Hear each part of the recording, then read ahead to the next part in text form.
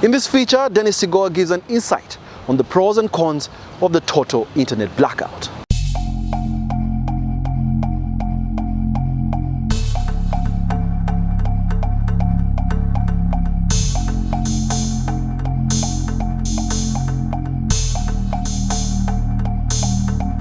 The internet shutdown on the 13th of January 2021 affected all sectors of Uganda's economy. It came at a time when COVID-19 pandemic has taught the society new ways of conducting business without necessarily boarding a plane, driving a car or physically attending a conference. Even when you don't have meetings, to attend a meeting in Geneva, you can actually attend a meeting at home. And this is just for meetings only. I have seen colleagues, I've seen businesses that have struck contracts online, and that is a huge the IT is a huge facilitating factor in that. Working from home has made it possible to work remotely, so you could be in the UK, you could be in China and still deliver to your tasks without necessarily being in situ, in location in the office. Fast and reliable internet is a facilitator of businesses conducted online. Any major disruption can have dire consequences.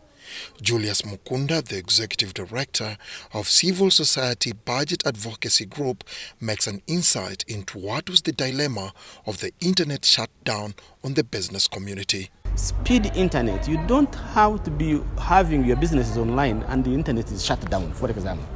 So those are areas that we need to look at very critically and invest in them. I know, for example, of the fact that when you look at the kind of payment systems we have in this country, and also for only the government alone, if you shut down internet, you're shutting down the whole government. But also, if you shut down internet, you're shutting down businesses. Despite of these issues that border on national security are hardly taken for granted, ICT Minister Judith Nabakova reveals that the decision was taken after a thorough consultation and assessment on what will be the consequences if the internet was left uninterrupted. But nothing is more precious than life. I think we have to be mindful of that. Government could have lost taxes, people could have lost businesses. I know there was some inconvenience that was there. But at the end of the day, life is more important than anything else. If you are still alive, it means that you will be in position to do or catch up with what you missed in the past 14 weeks or in the past months. Analysts argue that it was a bad move for government to shut down the internet. On the other side, they also looked at relevant options the authorities will have devised rather than disabling the free flow of internet fibers. I can testify to this. When they shut down internet, companies like Jumia made so huge losses because they could not deliver the orders to their clients. Of course, the issues which caused the shutdown of the internet, it was in relation to the elections. And should we hope that when they turned off the internet, nothing happened? Life continued. But of course, for the business sector, they lost so many. I've talked to so many tour operators. They're telling me they were affected. Government's position is that the internet blockade was timely and stopped wrong elements from negatively utilizing social media platforms to misinform the public and cause chaos and destabilize national security. A lot was taking place on social media. There is no doubt about that. Social media was going to create a disaster in this country.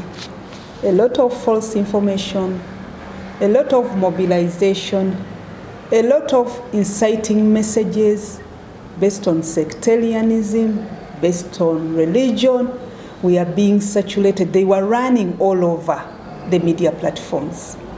And if government had not done what it did, we would be somewhere else by now.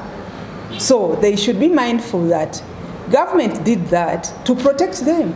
But for David Melbourne Wampamba, a software developer, entrepreneur and a teacher of technology courses, the shutdown and later slowdown of internet caused huge losses and irreparable damage.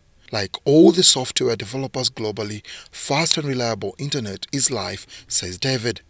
There is no way he could work effectively or efficiently with the system's buffering. I believe that internet is a basic need. To me, it's like water. It's like electricity. It's something that I need every day. How many software developers or engineers might it have caused to change, to transform into another skill?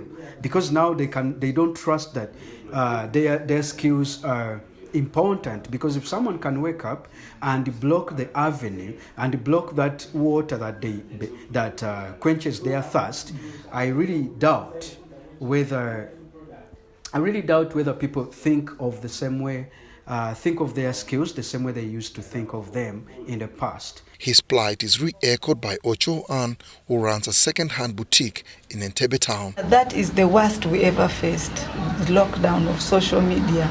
Because I have customers, we deal on WhatsApp, we deal on Facebook, you call them up, give them pics of what is there. So all those days when social media was shut, we lost a lot. We lost business. We lost a lot. The action by the state is described as inconsiderate due to the modern ways of conducting business through e-commerce. Private sector players whose businesses rely on the internet blamed the line ministry for abandoning them in the time of need. The time when it was completely shut down, and how much business did we lose? That's it. Whether you're looking at transport, you're looking at manufacturing, someone is ordering, they are coming to, but really they have to drive from Kasese or from Mbale to physically come to Coca-Cola here, or come to breweries, or come to whoever is. Now you cannot do this because the transport costs are going to be huge. Now if the transport costs are high, you cannot compete in the market because this is factored in the final price of that product. Of course, we would have loved to fight for them, but then was a time of propaganda, was a time of false information, was a time of attacks. Attacking people, telling them, we know where you are, we shall come for you, we know where you stay. Those statements were not simple statements, and government could not take them lightly. Remember, it was a heated up moment, it was an electoral season, it was, it was at the peak of everything. And I believe that by now, we have settled in, much as we are like in a transition period, but we are settling in, and we just encourage the people to understand what took place, what happened. And for those in the diaspora, the explanation that internet in Uganda was switched off was shocking and unbelievable. The longer it stretched, the more impatient they became. I happen to have remote clients. By remote, I mean a client who is not in Uganda. So we regularly communicate on platforms like Zoom and Skype. And guess what? On Saturday, we were having this conversation. The guy is trying to talk to me, sharing his problem with me so that I can come up with a solution. And the internet was really terrible.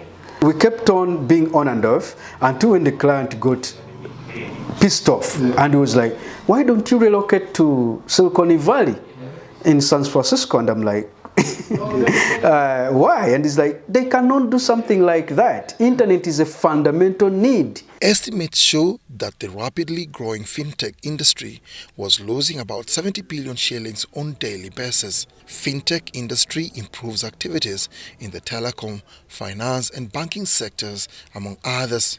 To date, owners of companies in the transport and logistics industry, import and export, hotels and restaurants, banking and telecom sector, among others, are yet to quantify the overall impact of the internet shutdown.